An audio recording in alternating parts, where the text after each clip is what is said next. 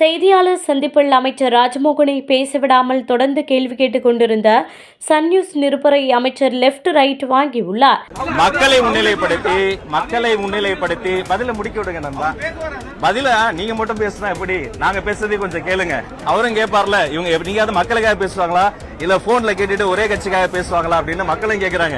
நான் சொல்றது, திமுக ஆட்சியின் போது பல சந்தர்ப்பங்களில் ஊடகங்கள் ஒருதலைபட்சமாக செயல்பட்டு அரசுக்கு சாதகமான செய்திகளை மட்டுமே முன்னிறுத்தியதாகவும் எதிர்மறையான விஷயங்களை மூடி மறைத்ததாகவும் குற்றச்சாட்டுகள் எழுந்தன.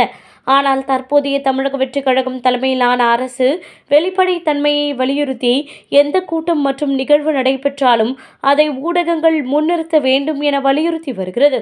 திமுக ஆட்சியில் பலமுறை ஊடகங்கள் அரசுக்கு ஆதரவாக செயல்பட்டு மக்கள் பிரச்சனைகளை மறைக்க முயன்றதாக புகார்கள் உள்ளன.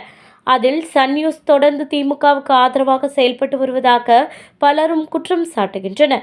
செய்தியாளர் சந்திப்புகளை அரசுக்கு எதிரான பிரச்சார மேடையாக மாற்றுவது, தேவையில்லாத கேள்விகளை தொடர்ந்து கேட்டு அமைச்சர்களை சிரமப்படுத்துவது, தூண்டிவிடும் வார்த்தைகளை பயன்படுத்துவது ஆகியவை சன் நியூஸின் வழக்கமான போக்காக மாறியுள்ளதாக கூறப்படுகிறது. இந்த முறை அமைச்சர் ராஜ்மோகன் இத்தகைய செயலுக்கு சரியான பாடம் புகட்டியுள்ளதாக இணையவாசிகள் கூறுகின்றனர்.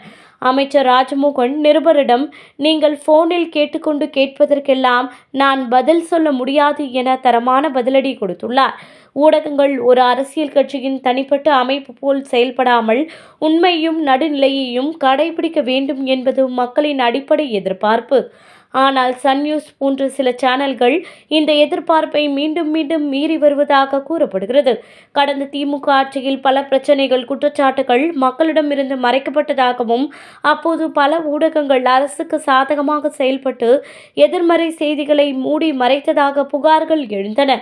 ஆனால் தற்போதைய தமிழக வெற்றிக் கழகம் தலைமையிலான அரசு வந்த பிறகு நிலைமை மாறியுள்ளதாகவும் எல்லா நிகழ்வுகளையும் வெளிப்படையாக மக்களுக்கு தெரிவிக்க வேண்டும் என அரசு வலியுறுத்தியதாகவும் கூறப்படுகிறது. இத்தகைய வெளிப்படைத்தன்மையை சில ஊடகங்கள் ஏற்றுக்கொள்ளாமல் பழைய பழக்கத்தை தொடர்ந்து டிவிகே அரசுக்கு எதிராக செயல்பட முயற்சிப்பதாக குற்றச்சாட்டுகள் உள்ளன.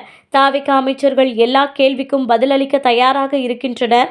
ஆனால் தேவையற்ற தொடர்ச்சியான தூண்டிவிடும் கேள்விகளையும் ஒரு தலை சார்பான அணுகுமுறையையும் அரசு அனுமதிக்காது என்பதை அமைச்சர் ராஜ்மோகனின் இந்த சம்பவம் தெளிவாக காட்டுவதாக அரசியல் விமர்சகர்கள் கூறுகின்றனர்.